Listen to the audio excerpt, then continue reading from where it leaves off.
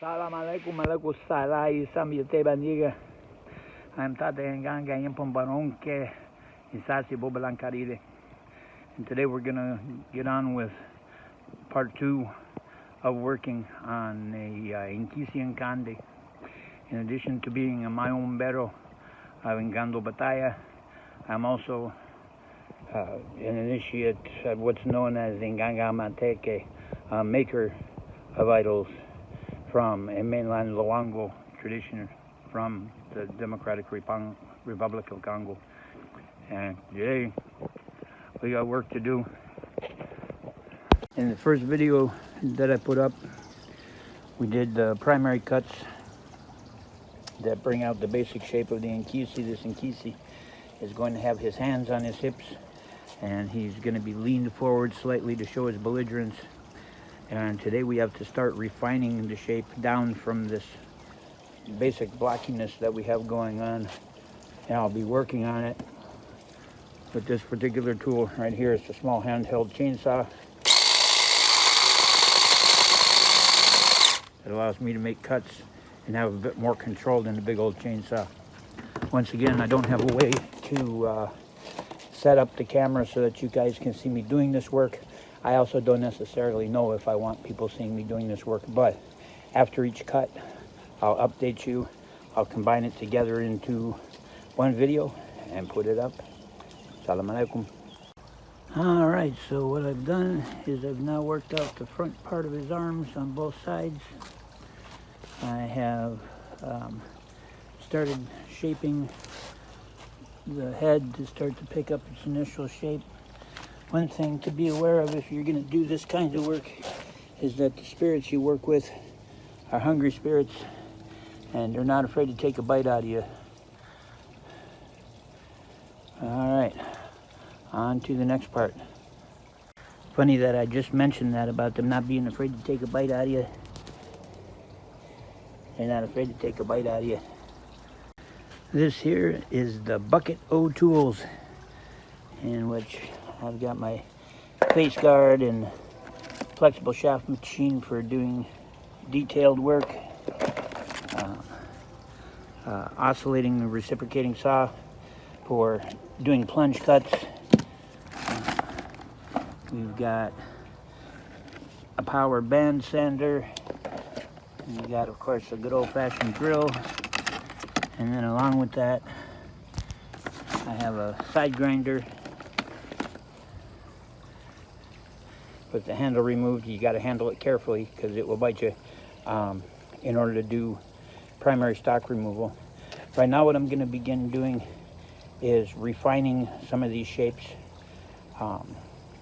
where I've got to work a little more carefully and precisely, so the chainsaws will no longer be an option because of course they leave, you know, ragged bits and things like that, and it's only so much you can control you can get with them. So now we're moving to finer tools. So at this point, we're starting to work in the shape of the face.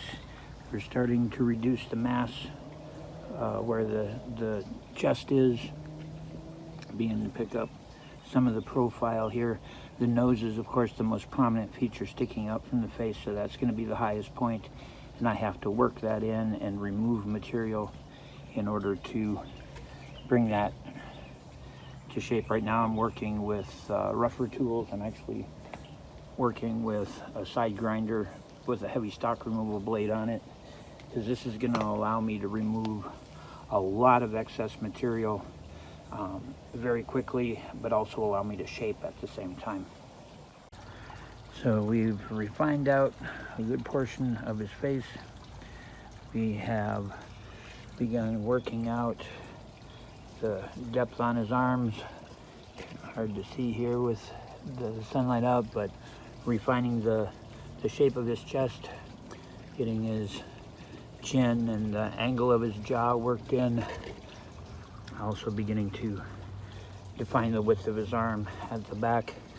This particular Nkisi has proportions that are a lot like a pygmy. And so he'll be a bit shorter and thicker than like a properly proportioned human adult. but definitely progress going on. We haven't done anything on the lower part of it yet. That's because I want this extra mass, all this extra wood down here to act as weight to help hold this steady as I'm working on it with the power tools, because one slip with these power tools that I'm using and I will take monster chunks out of my knuckles and fingers and things, and so I have to be very careful. I need to take that back to a degree. Of course, we've only just begun working on his nose, but we've got to leave this additional material here so that we'll eventually be able to do his mouth, which will actually be open, showing his teeth. And of course, we'll need to take this in like that to get the correct angle to his nose, but that we're going to do with finer tools. Right now, stock removal is the biggest part of this process. We want to remove all that extra wood, but we also want to ensure that we capture certain shapes that we can follow. We can walk through the layers of wood until we reach the final shape. Buena dia, mi interior, mi interior, mi interior. Buena dia, mi interior, mi interior, mi interior. Con madera y mi corazón por mi interior. It is coming along nicely. Got that shape on the head sorted out some. We've got his arms mostly separated out now to their final shape. We've started making the shape of his back as it should be.